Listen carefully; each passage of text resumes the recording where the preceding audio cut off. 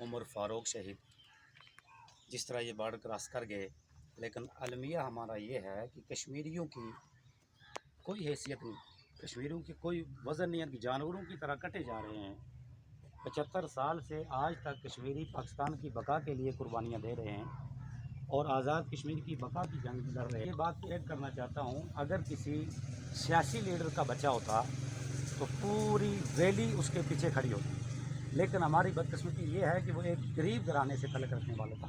یہ بھی المیہ ہے، اور کشمیری نوجوان ہر جگہ اس وقت قربانی دے رہا ہے تاکہ مجھے وہ آزادی جو ہماری اقوام متحدہ کے اندر ہماری قرارداد موجود ہے، کشمیریوں کو حق دیا جائے۔ قرارداد کے اندر ہمارے ہیں یہ انڈیپینڈنٹ رہنا چاہتے ہیں یا ہندوستان کے ساتھ رہنا چاہتے ہیں، لیکن اس طرف کوئی نہیں جا رہا۔ ہمارے نوجوان جانوروں کی طرح وہ ذبح ہو رہے ہیں، ان کو پوچھنے والا کوئی نہیں۔ المیہ یہ ہے، تو میں اس موقع پہ دعا کرتا ہوں کہ اللہ تعالیٰ ان کے درجات بلند فرمائے، ان کے لواحقین میں سے جتنے بھی ہیں ان کو صبر جمیل عطا فرمائے، اور شہداء کا یہ ادھورا جو مشن ہے اس کو پائے تکمیل تک ہمیں پہنچانے کی توفیق عطا فرمائے۔ مزاج ہوتا ہے